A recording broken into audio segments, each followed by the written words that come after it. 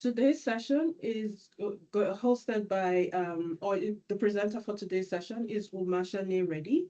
Dr. Umashane Reddy is the RAP manager of the Resettlement Assistance Program, national coordinating body at the Alberta Association of Immigrant Serving Agencies, popularly known as ASA. She works in close collaboration with IRCC, community partners, and service providers nationwide to enhance the coordination and quality of refugee resettlement services. With over 37 years of experience across South Africa and Canada, Dr. Reddy has led initiatives that advance equity, diversity, and inclusion, as well as systemic change for equity-seeking populations. She earned her doctorate in education in 2024, specializing in equity, diversity and inclusion, social justice, and change management. A 34-year stage 4 cancer survivor, Dr. Reddy exemplifies resilience and purpose.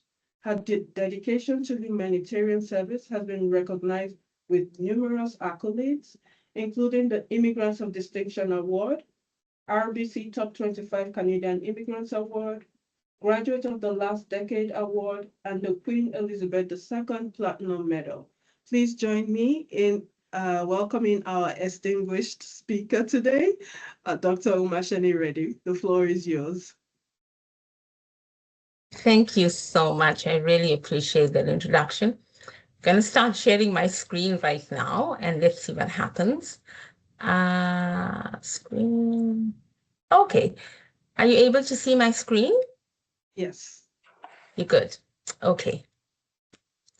Well, I bring warm greetings from the Alberta Association of Immigrant Serving Agencies, and I have to send apologies on behalf of my colleague, Maroke, who wasn't able to present with me this morning due to a family emergency.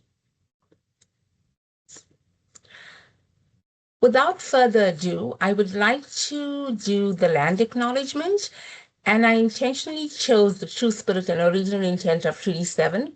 It's a book that I read when I joined the sector, and it taught me about the indigenous populations.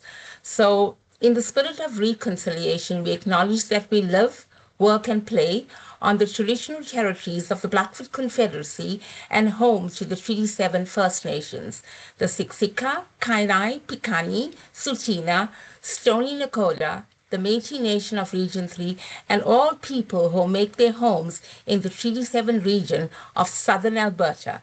The sacred grounding place provides us with an opportunity to engage in and demonstrate leadership and reconciliation.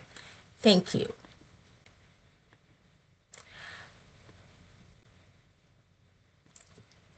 I'm going to provide a little bit of history, and then I'll do the context, and I'll go through the timeline shortly. So I'd like to say that refugees are indeed a remarkable segment of humanity and become victims of their plight. Events that happen to them against all expectations, untold human suffering displaces their placid and peaceful way of life, causing major displacement of humanity to seek refuge in safer countries like ours. Suffice it to say, we are one of them and they are one of us when their feet touch Canadian soil. It is incumbent upon us to be embracing and welcoming of our newfound family.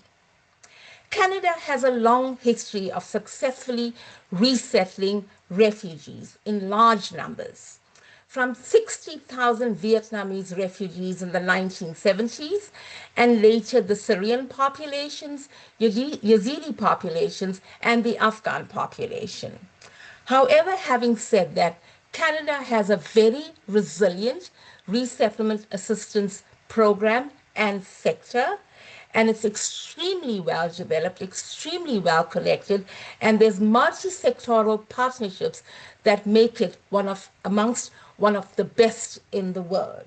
Having said that, I do wish to say that it is grounded in open system theory. And what that means, it is prone to uncertainties and volatilities from the external environment. And often we do not have any control of the threats from the external environment. And it takes me into my timeline about the Afghan Secretariat. In March 2020 to May 2023, COVID-19 declared a global pandemic, hence uncertainties in the external environment, and we had to deal with it. But as I go through this timeline, I want to point something out to you. At about the same time, I was just accepted into a doctoral program. And I didn't see this as two competing priorities. I saw this as positive synergies and how I was able to apply my academia into practice, hence scholarship-informed practice. So in August 2021, when Taliban regained control of Kabul, this was a sense of urgency, and as a sector, we had to respond collaboratively. August 2021 continued. IRCC made a special immigration announcement to bring into the country 40,000 Afghan nationals and their families. This vision was created and communicated to the entire RAP sector. At that time, it was 34 resettlement service providers across the country. Now, we literally had 8 days to create an engagement structure. So we created a national coordination and a regional implementation structure. And the reason why we did that, this is a national program, so there has to be national coordination on a national level. But having said that, we looked at regional implementation because every region will implement a program as per their resources. So what we did was we created a guiding coalition, and we called ourselves the Afghan National Secretariat, and it was funded by IRCC. We also wanted to empower RAP sector for broad-based action. Hence, we started with our inaugural National Steering Committee meeting in August 2021. We went through the mill for 3 years. We brought in 47,000 Afghans with a small segment of people, and we generated major wins, which I will speak to as I move forward with my presentation. And as we move forward, we created, we empowered more people to join. We were very vocal about our mandate, and we started to anchor new approaches as we transitioned to the RAP NCB. So this is a snapshot of the history and context. Now, you will notice, as I said earlier on, I was busy working on my doctorate, and I thought that was a brilliant opportunity to apply thoughtful leadership and evidence-based theories and models into a real life situation. So what I did was I used the Kotter's 8-step change management model, which pretty much is a sequential linear model. And I chose to use a simple version. It was easy for the sector to grasp. The sector was already inundated with work, and we had to meet the timeline of bringing in the 40,000 Afghans. So the National Secretariat was actually founded on a few ideologies. First being the National Communication and Engagement Structure, which I just spoke to, national coordination, regional implementation. We used a concept called defined autonomy. So for the national coordination, we wanted to ensure everybody was coherent in policy and vision. And we used defined autonomy. What defined autonomy means, we will all adhere to similar boundaries, but there's an opportunity for agencies to have a little bit of flexibility and adopt and adapt. So basically, hence our regional specific implementation of the program. Implementation was adaptive, and it was adaptive to the context and the needs of the service providers in their specific region. Leadership approach. We use transformative leadership. Equity, consistency, diversity, inclusion, and social justice. What that meant was we brought every player to the table. Small, medium, large rap centers, everyone was invited to the table. Francophone providers were also invited to the table. We wanted to ensure our outcome was equitable on all accounts. We also adopted a polyocular vision, which is a peripheral vision. And by doing that, we brought diverse voices to the table. We had to move the pendulum forward, and we had a restricted time of 3 years to move the pendulum forward. So we needed to leverage the support of all service providers. And we wanted to be absolutely consistent, transparent, and we wanted our solutions to be equitable. Our governance was thrived on collaborative governance. We wanted all our partners at the table. We wanted this collaboration. We wanted to ensure that every single person that shared this common affair was at the table to move the pendulum forward. We looked at knowledge flow, knowledge information sharing, as well as ensuring that communication was based on stakeholder engagement, where all stakeholders were clearly communicated to about the process. We wanted to ensure shared learning and knowledge mobilization. Hence, that is how our governance structure thrived. So how did we celebrate, and what were some of our wins that we generated in that short space of time? The National Afghan Secretariat was enacted in about 8 days, and we had a National Afghan Steering Committee that had 34 service providers around the table, and it actually fetched almost 100 and 102 people every meeting. We had meetings every week because this was an absolute urgent immigration measure, and we had to address it with urgency. We also realized that we were having this large mass movement of a population diaspora that we didn't know much about.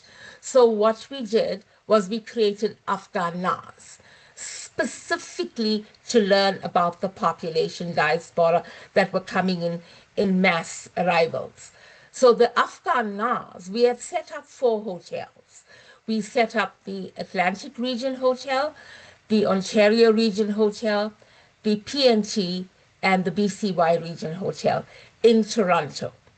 We received the Afghan refugees in Toronto, but we had sent our staff over to support the 4 regions in the 4 hotels. The Afghan NAS was immediately after a few days delivered in the hotels, and it was meant to transfer to the service providers where the refugees were landing eventually after being quarantined in the hotels. We had to make sure they were quarantined. Remember, they were arriving during COVID-19, so we had to ensure they were quarantined for 14 days. So the minute they landed at the tarmac, they were taken to the hotels, hence the 4 regional hotels. They were quarantined for 14 days. And believe you me, it was not easy. Can you imagine having a large family with children in one hotel room? It was totally insane for the families, and my heart goes out to those families. But unfortunately, we had to adhere to COVID 19 rules. So at the same time, the NAS was conducted, and they were being transferred when the families left the hotels to their host cities and the host spouse. We created a national Afghan website and a document repository. So the Afghan national website included all service providers across the country. They were included in this website. It was for both service providers to access, staff to access, as well as any Afghans wanting to come to the country. We had received 2 million in donations, and this 2 million came from corporate philanthropic donations and people who wanted to give back to community. I just also want to tell you about the document repository. We wanted to make sure that we had a document repository attached to our website because we didn't want people to reinvent the wheel. This is all about sharing. This is all about collaboration. So we wanted people to share resources across the sector. We also had a brilliant Airbnb and Uber donation. We literally had $500,000 given to us by Airbnb for the Afghan refugee resettlement program. And at the same time, because we articulated it so brilliantly, we got another 500,000 to support the Ukrainians because there were two population diasporas arriving at the same time. One was RAP and one was the Ukrainian. So we had another 500,000, which we worked closely with USH to support the Ukrainian population for Airbnb. And this made a huge difference, especially with temporary accommodation. Uber donations were also quite generous. We received $100,000 from Uber for all resettlement assistance program refugees to travel to doctor's appointments, to schools, to anywhere they wanted to go so that they had Uber trips to go to wherever they needed to go. Sector capacity was increased from 34 to 44 resettlement service providers. So when we landed all of the service providers in the Toronto region, we learned from that. It's like saying to them, here you're in the GTA and now you have to move to a smaller center. But Toronto did not have the capacity. The housing capacity was absolutely minimized there. So we had to send the families to smaller centers. Hence, we increased the capacity of the service providers. We had corporate stakeholder engagement, almost 60 corporate stakeholder engagements. They ranged from transportation, education. We looked at health and wellness. We looked at providers that were able to provide job opportunities for our new refugees that arrived, and the service providers worked closely with the corporate stakeholders that were so generous to come out and say, this is what we have to offer. All you need to do is to connect with us. Then we also created a National Health Committee. As you see later, I will speak to the national health of the refugees that were landing. We saw a lot of complex cases. And finally, the resettlement sector settled 47,000 Afghans as of January 2022. All of this, we leveraged lived experience, subject matter expertise, collaborative governance, and the generosity of spirit to generate and celebrate the wins. So I also wanted to tell you the work that we did. So we were under the auspices of the National Guard RAP Working Group. And what that meant, the National RAP Secretariat was created under that domain. Then we also created subcommittees. Now, we were looking at the RAP handbook, we were looking at the Port of Entry Handbook. These are really, really, really important policies and procedures. Then we looked at we enacted a National Health Coalition simply because we were seeing many, many complex cases of traumatized Afghan refugees with multiple disabilities coming into the country. We also created a rapid learning committee because we also wanted to enhance our learning so that we could better serve the refugees when they arrived. IRCC approved an employee wellness research study, and we enacted a research advisory board. It was really, really intense times for all the service providers across the country, and staff were working absolutely diligently with absolute dedication and commitment to resettle the 47,000 Afghan refugees. Then we also encountered national housing challenges, hence we needed a national housing coalition. At about the same time, the Rohingya population started to arrive. So we were a lot more proactive there. We created a national Rohingya committee. So there were so many meetings happening at the same time. And colleagues, we were literally 4 people based at the Calgary Catholic Immigration Society at that time. Then we also were encountering emergencies and of natural disasters, as well as as well as you know, systemic racism, discrimination, anti-immigrant sentiments. So we created an emergency preparedness committee. So all of these committees, we held meetings timelessly.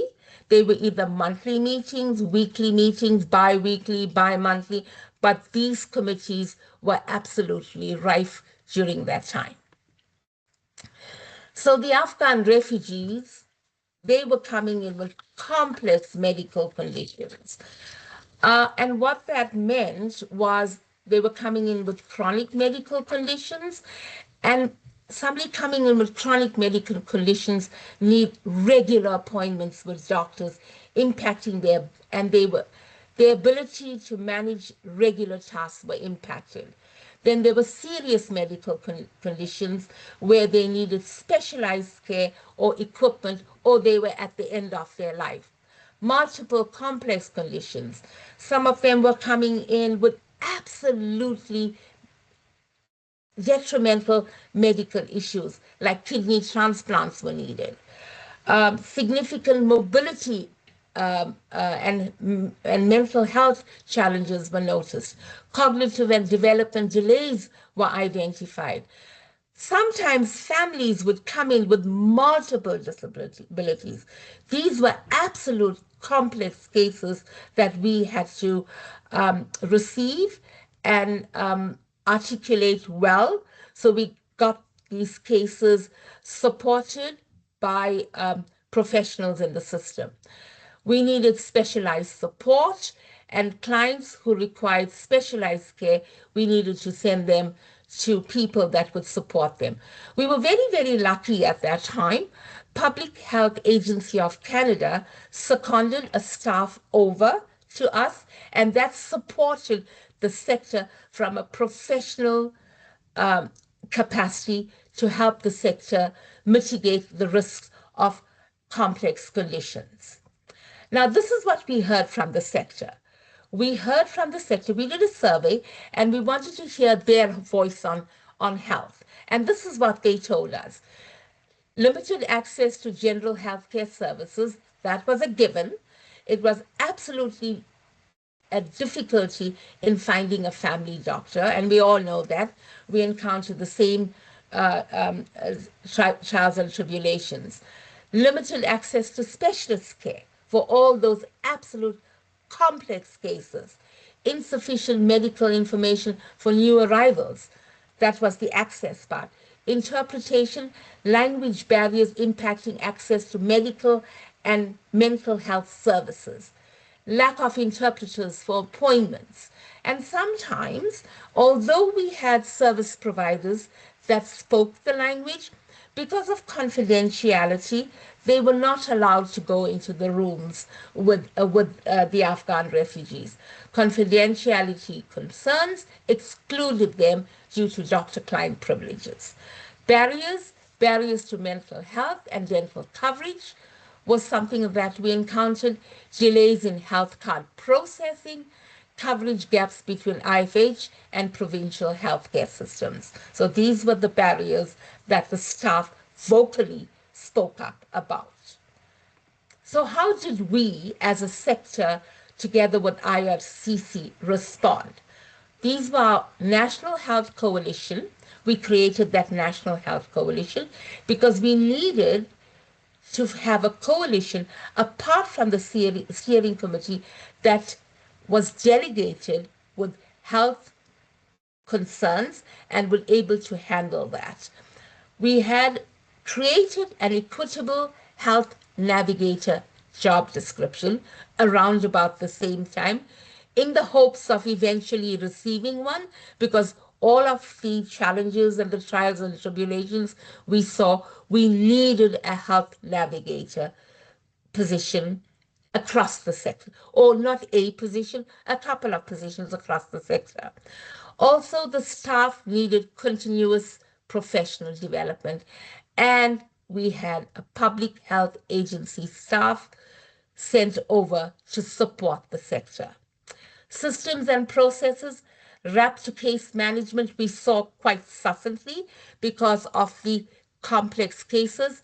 Sometimes when the RAP NAS was done, the Afghan NAS, we found the cases so complex that we had to go straight to case management, and we had to have a caseworker working with the entire family. We had to address acute needs, access to IFHP and Mediviv Blue Cross. So IFHP is a program funded by IRCC. Mediviv Blue Cross is the administrator that administers the program. We had to create logins for every single service provider so they would access Mediviv Blue Cross to articulate and orchestrate some of the challenges the Afghan refugees were encountering, so there would not be any further delay. There was ability to have the diagnosis. We wanted to, our public health agency nurse told us it would be really great for us to have the diagnosis recorded from overseas so we can put them into the right stream of health support. Information and alerts. We had email alerts for all the Afghan refugees, all the refugees coming in with some kind of epidemic. We actually sent email alerts throughout the system to inform the service providers this is what you should be expecting, not only with Afghan refugees, but with all refugees. And we also did a scan of health resources in each region, because what we heard was our healthcare providers in each of the region that were based in the service provider organization, they were not able to access the health resources. And we wanted to know what was the resources available in your city or in your region that you could or could not access. We also advocated for training.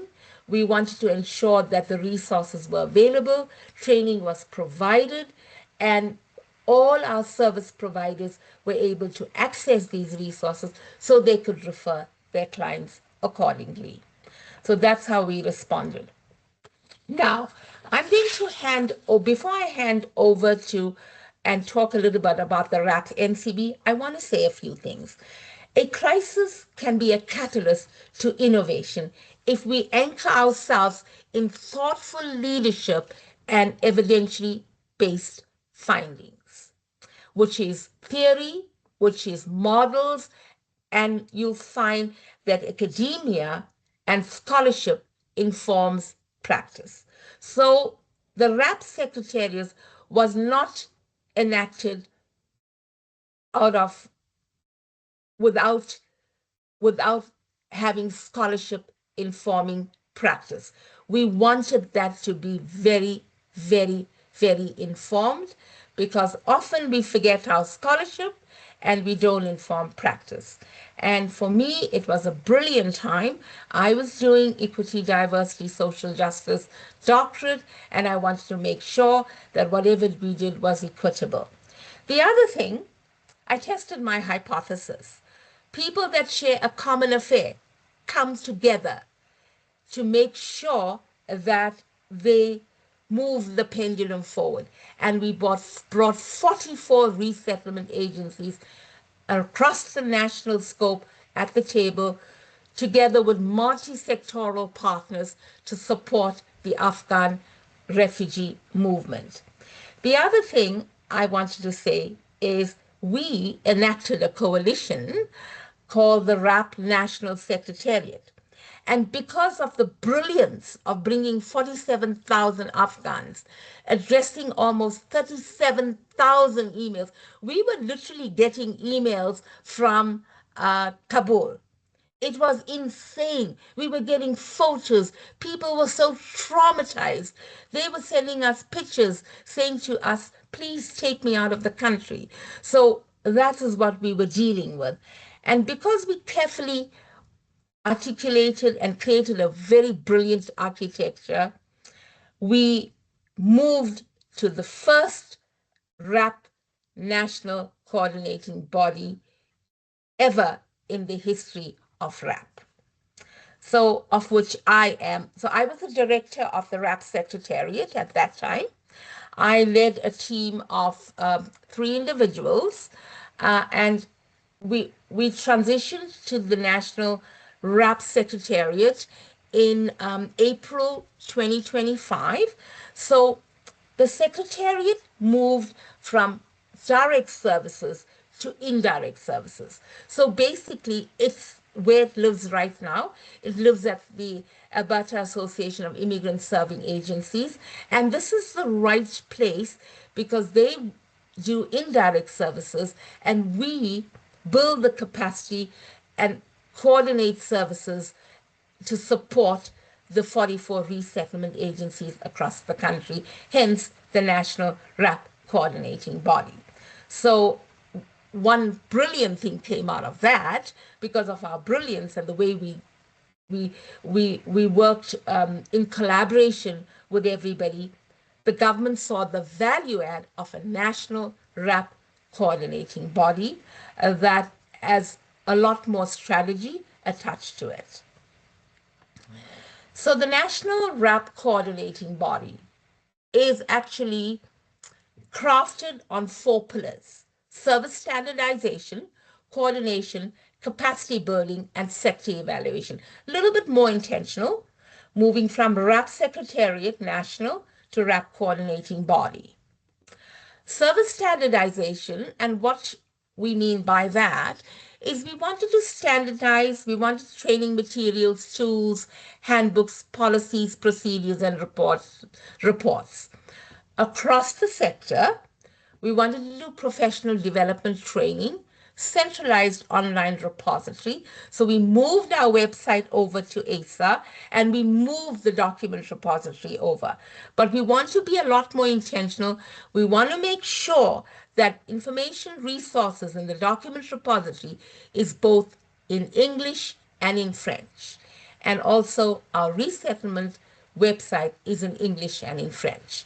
So that is service standard. Coordination, we wanted to foster a partnership and collaboration with all the POs. There are 4 POs in Canada. We have the Ontario PO, we have the PNT Calgary PO, we have one in the Atlantic, and we have Success in BC. POs are port of entries. That is where the refugees land, and at that point they stay in the land in the post city, or they get destined to another city. We wanted to ensure that meetings were coordinated, including national and regional learning events. And I'll talk a little bit more about that and where we are at. Partnership engagement with other national coordinating bodies, hence CLIP. When I went to CLIP, I used to be the first chair of CLIP. So when I went to CLIP, ISC invited me to this presentation, hence so many months later. And we also wanted to include expand our reach to Francophone communities and the Swiss Tea programs, LIPS, and CAMH and other settlement partners. So we wanted to make sure that we had a multi-sectoral coordination that was alive and well, and we moved that kind of thinking to RAP, or kept that kind of thinking and expanded that kind of thinking in RAP NCB.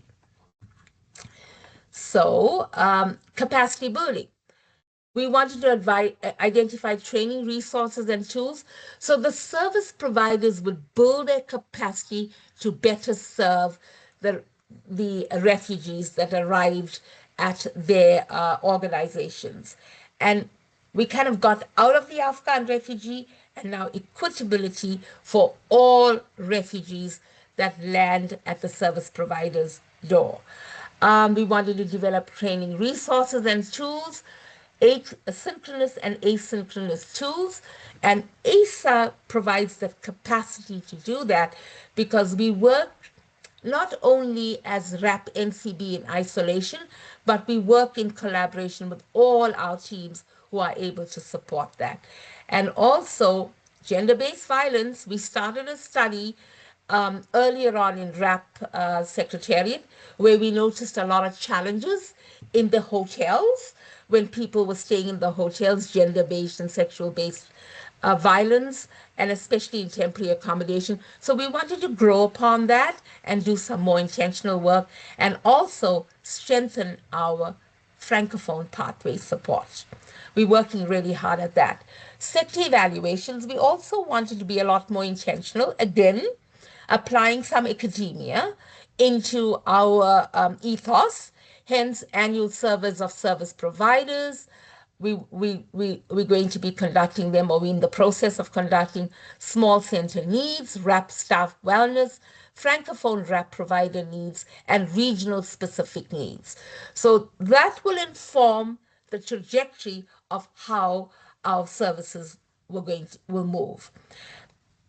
Now, I showed you a previous org chart about the Secretariat committees and subcommittees. Now, in this new space here, RAP NCB, we still have the National Guard RAP Working Group. That is a national government-assisted refugee resettlement assistance program coalition. Members from across the board are suggested by umbrella bodies, and they join the coalition, though having said that, they represent their service providers as per the region, National RAP Coordinating Body, which is us, and these are the subcommittees. RAP and PO policies are actually not active because we gathered as much as we could in the RAP Secretariat era to revise and review the RAP handbook. And whilst they're not active, we still go to them if we need information, because we're actually in the process of doing a final review and revision of the RAP handbook, and it will be completed, as you will see when I show you the timelines.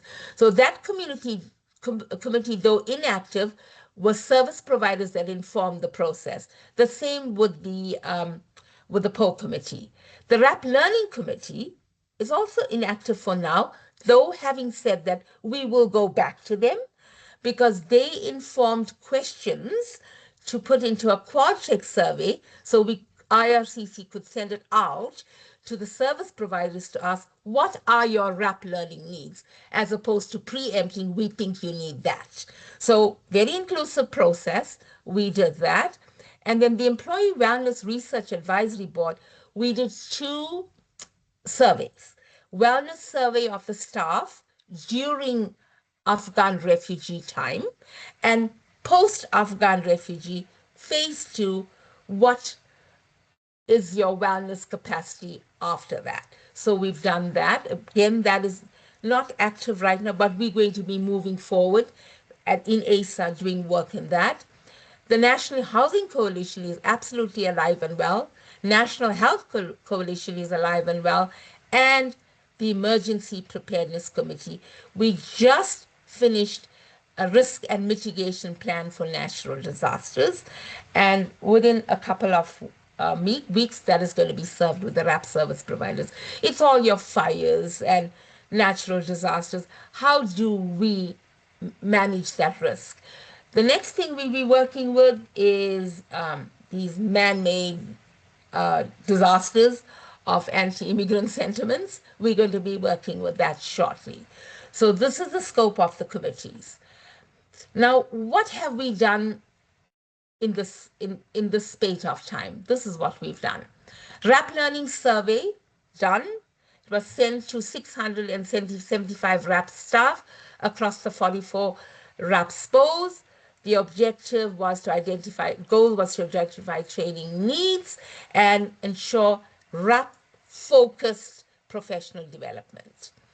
We received feedback when the RAP Secretariat transitioned to ASA, and what we did was we used the EASY methodology, evaluation, analysis, synthesis, and impact, to actually do an analysis of the survey so that we could identify what the training needs were. So the RAP Learning Survey timeline, October 2024, IRCC contacted me when I was the RAP Secretariat. We sent out a survey in January. It closed in by about March. Everything was closed. Survey was April, everything was closed. We got the findings. It went to IRCC as a Qualtrics survey. The findings were sent to ASA in June 2025. And based on the findings, we, as I said, analyzed, synthesized the data, and we came up with a report. The report has just been translated, and it will be shared with the service providers.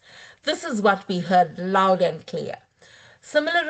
We definitely absolute need for training as a sector, and we wanted to ensure that the employee well-being survey was a slightly higher proportion of the respondents that responded. Definitely wellness came up high. High support identified for many possibilities of training included in multiple options for survey designers. Selecting from our many options, we actually have a PD team at ASA, and the professional development team will be working with a subject matter expert to design synchronous and asynchronous training models based on what we heard. And a few other things that we heard from the survey. They wanted a RAP 101 core material curriculum where it kind of aligns with the service provider RAP handbook. They looked for information for NAS for GARS and eye care. And they also wanted ongoing learning that people could tap into whenever they had the time to tap into the learning, hence the synchronous and the asynchronous. We also looked at regional third-party modules where we're going to use subject matter expertise and bring the experts into the training room to support the training needs. So this is all from what we learned. RAP focus survey will be RAP 101. We're working on right now in collaboration with IRCC. NAS for GARS in probably now. We're actually going to be working on that and in subsequent years. Gender-based violence. We're also looking for coordination and working with CAMH and mental health providers to support the mental health provision. Now, when I talked about the handbook, during the Secretariat time, we had service providers provide their intel with how they would like the handbook to be revised, and we had an iteration of the handbook that was revised. So right now, this is where we are at. So June 2025, we received a draft copy of the handbook from IRCC. We actually created a consolidated document to document the areas for revision, and we started the process of revising the RAP handbook. Last revised, fully revised in 2019, interim revision in 2023, but we're doing a full revision of that. Should be done by March 2026. Port of entry, we have never ever had a port of entry handbook. So the team got together, the service providers got together, and they created a port of entry handbook. We at ASA are looking at how we can review and revise and ensure that that handbook, these are the timelines, that handbook is available for dispersion across the entire RAP sector. The one thing that we did do, and we are very, very, very, very clear about, we do not do what we think the handbook needs. We check in with the RAPs, post-service providers. So our team visited the port of entries, and we spent about 3 to 4 hours there watching and observing. Hence, we were able to better write and revise the handbook. Port of entry wraps both sides. The other thing that we never got the opportunity to do is when we were RAP secretaries, we met virtually. We had learning events. We had national events. We hosted many events across during that time. But we never got to meet service provider organization in person. So, as I said earlier on, we started visiting the port of entries. We visited wherever we had staff available, we visited the port of entries. We also did a couple of site visits. We had one done in the Atlantic because we had a staff member from ASA working there. We also did one at CCS, Alberta, Edmonton, and Red Deer. We're going to be doing a couple of about 3 service provider site visits in the BCY region and also in the Ontario region. The reason why we do these site visits, we're not there to monitor, we're there to learn and better our understanding of RAP. So we can build this engagement structure so service providers can feel absolutely at ease to come to us if they need any support at all. So last but not least, we stage many RAP regional events across the country. And the RAP regional, we stage national events, but the regional RAP learning events are specifically for service providers in that region to come together as a collaborative in person and to share their learnings with each other and also share with their colleagues what they've done and how they can support each other. It's a brilliant event. We had a couple in Ontario. We had one in the Atlantic. We had one in the PNT, and the next one that's on schedule is equal and equitable process by process of elimination is going to be happening in the BCY regional area, and all frontline staff, management, directors, CEOs, all will be allowed to attend this event and will be funded to attend the event. Our team will be going up. Right now, we're in the process of planning. We're working with Global Hotel Solutions, and we will be going up to Vancouver in February to stage this event. So this kind of is what we've done thus far with the transition from RAP Secretariat and now to a long-standing RAP NCB. So I do want to say that this has been the most brilliant experience of my life, game changer of my life, and the lives of all my colleagues that worked on this project. It's been so rewarding. I thrive on serving humanity humbly with humility, and it was absolutely mind-boggling how this large collaborative came together to move the pendulum forward. And because of all of that, we are here because of them. And I like to go to the Ubuntu saying, we are because of the service providers, and the service providers are because of us, and the refugees are because of all of us together. So thank you so much for inviting me, and I'll be happy to answer any questions. Awesome. Thank you so I'm going to much. stop. Can I stop sharing? Of course, Oh, absolutely. okay. Okay. Thank you so much for that wonderful No problem. presentation. And I love the milestones and timelines that you shared with us. It was pretty refreshing. Maybe I'll start us off with a question. The regional rap learning event that is being organized by your organization, correct? Yes, yes, because we, in part of our contribution agreement, learning events are essential for service Mm-hmm. providers in that region to come together. So we are actually in the process of planning that event, and it's for the Okay. BCY service providers. So there's Okay. 5 in BC, and they come from Nanaimo, they come from Abbotsford, Vancouver, and they'll all be getting together. And we actually enact an advisory, which is really lovely too, because we want them, even though we're supporting with the design, we want them to tell us what they would like to see on the agenda. And we just Awesome. follow up with the speakers. Yes. Okay. Will a similar program be held in Alberta anytime soon? Okay, so we had one in Alberta, now can I remember? 2022. That was the first regional event we had. We just started the Secretariat in 2021. We had the first event in 2022. Then in 2023, we had an event in Ontario, Ontario, similar. yeah. And then we had one in the Atlantic in 2024. So it'll kind of rotate. So it'll Rotate. probably come Okay. around to Alberta as well. And it's for the RAP service providers from all of Alberta who are willing to attend. And normally they are encouraged to all attend. It's quite lovely, Right. actually. Yeah, I imagine it is.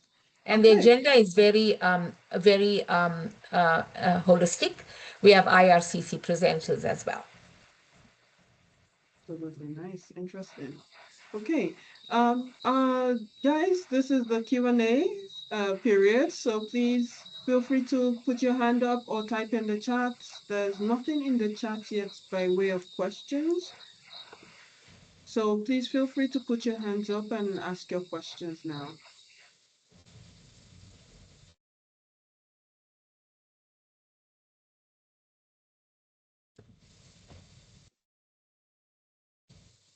Any questions?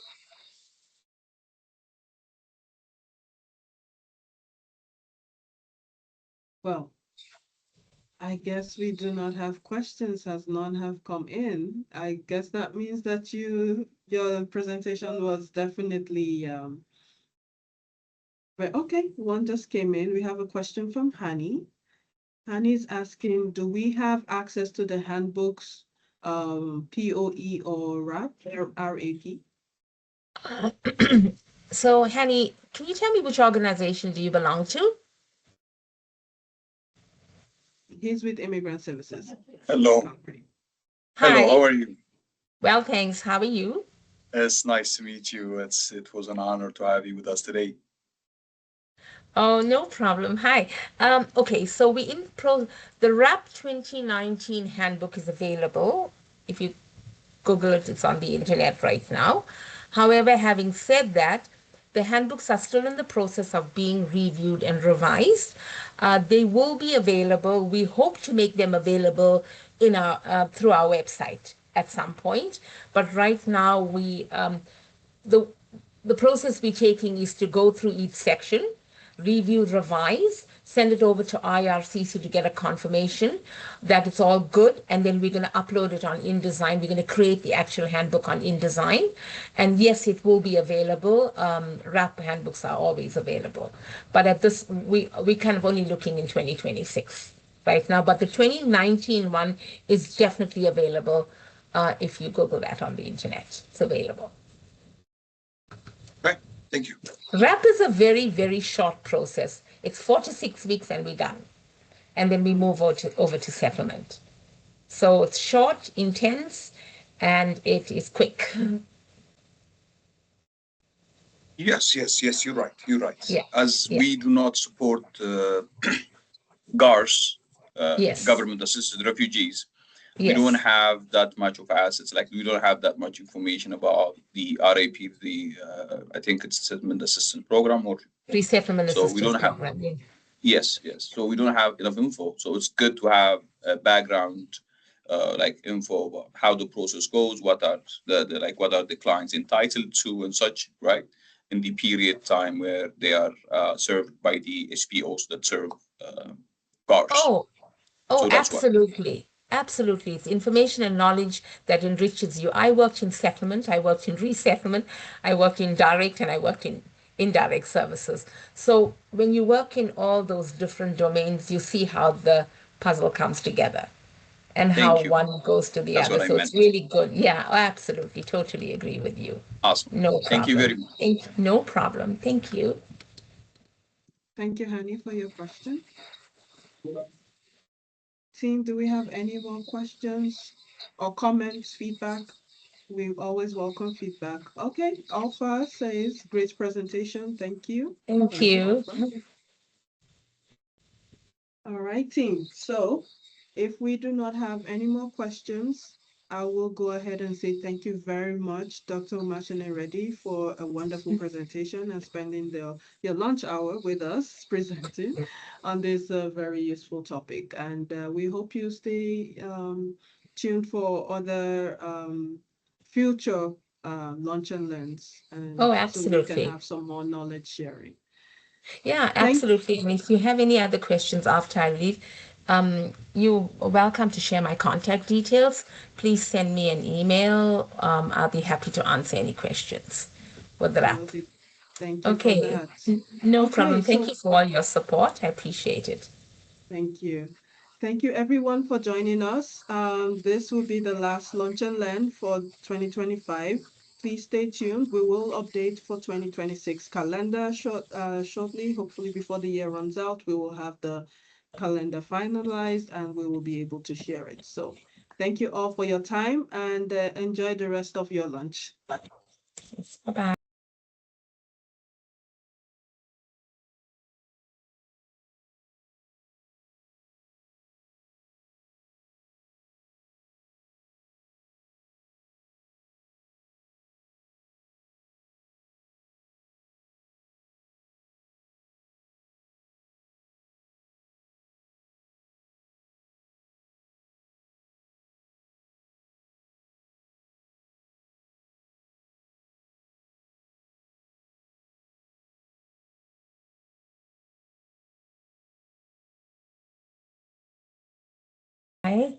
Thank you.